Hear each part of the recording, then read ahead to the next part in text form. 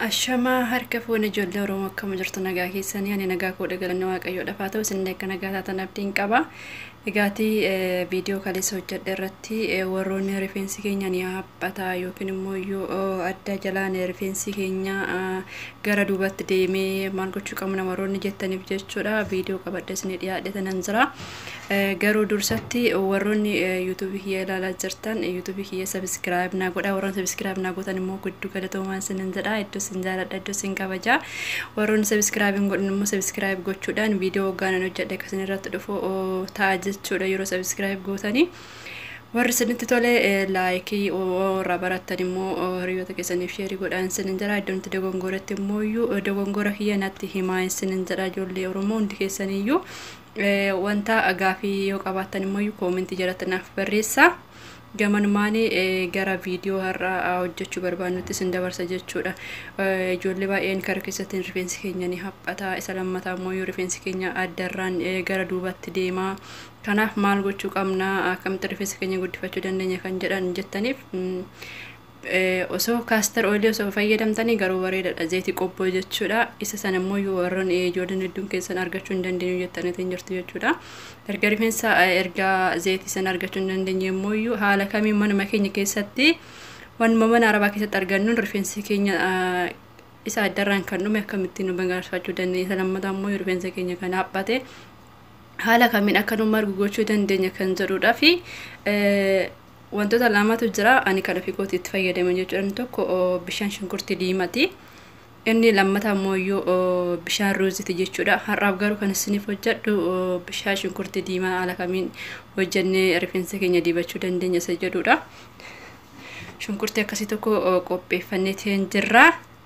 Warroonni rifeensi keessan immoo daran baay'ate lamallee gochuu dandeessu jechuudha. Gumaa baay'ina rifeensa keessanii suntu beeka waan ta'eef kanaaf gara hojii keenyaatti dabarra jechuudha. Egaati wantoonni nu barbaachisan shunkurtiidha. Saayinaa akkasii fi isa kana jechuudha. Isa kanatti isatti faaqnu jechuudha. Haala kamiin akka faaqnu isin argisiisa jechuudha wajjin tura.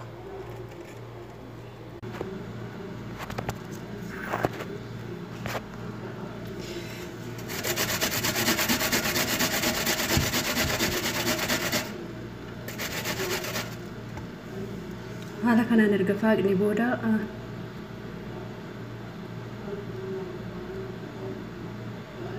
haala erga faaqni finni booda meeshaa akkasii qopheeffannee jechuudha. Saayinaa akkasiitii fi magdalaa akkasii qopheeffanna. Shunkurtichi erga sitti naqnee booda bishaan isaa keessaa nu yaa'u akkanatti gadi qaqqabna jechuudha. Bishaan shunkurtii keenya haala kanaan keessaa dhimbiifnee finneetiin jira. Erga dhimbiifnee finnee booda immoo meeshaa akkasiitti naqanna jechuudha. Warroonni meeshaa akkasii qabdan meeshaa akkasiitti naqadha. Warroonni hin qabne immoo haala itti dibachuudhaaf isinitti tolu yookiin meeshaa qibaatii keessaa dhuma wanta akkasiitti naqachuu dandeessu jechuudha. Namaaf meeshaa akkasii waan hin qabuuf isa kanatti naqadha jechuudha.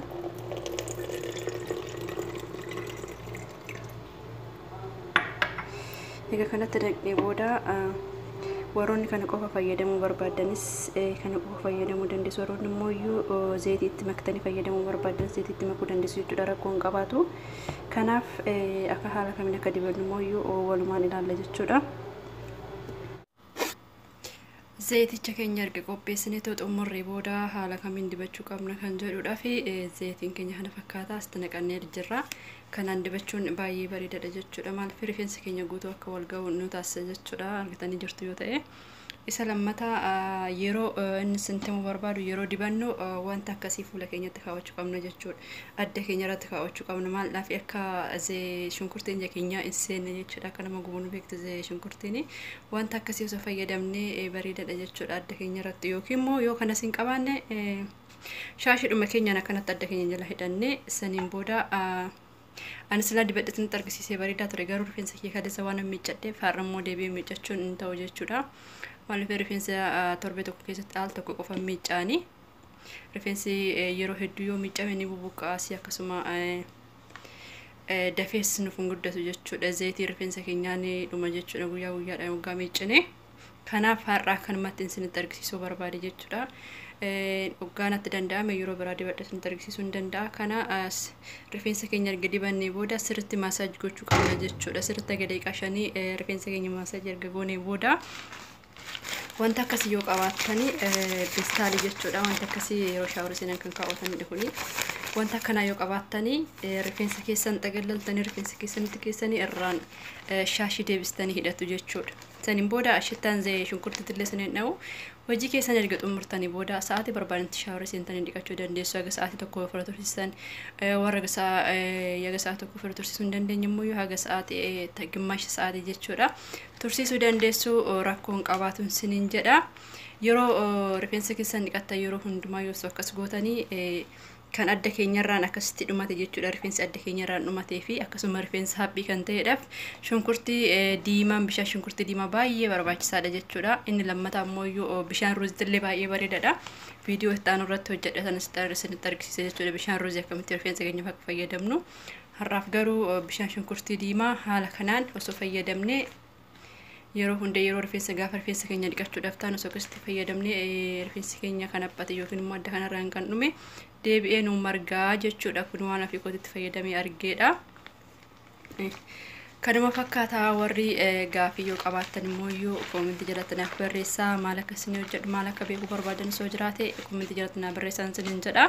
Warri yuutuubii keessa sabiskiraayib hin godhu immoo yuutuubii keessa sabiskiraayib gochuudhaan viidiyoo anan hojjedhu hundumtuu akka isin irratti dhufu yeroo ani viidiyoo galaksii akka isin irratti dhufuutti ta'a jechuudha. Yoo sabiskiraayib gootanii yoo isin viidiyoon kiyoo isinitti tole immoo laayikii naa godhaa isiniin jedha. Ijoollee Oromoo baay'ee isin jaaladha. Galatooma. Viidiyoo biraatiin hanga walitti deebinutti turtiin keessan turtii gaarii isiniif haa ta'u.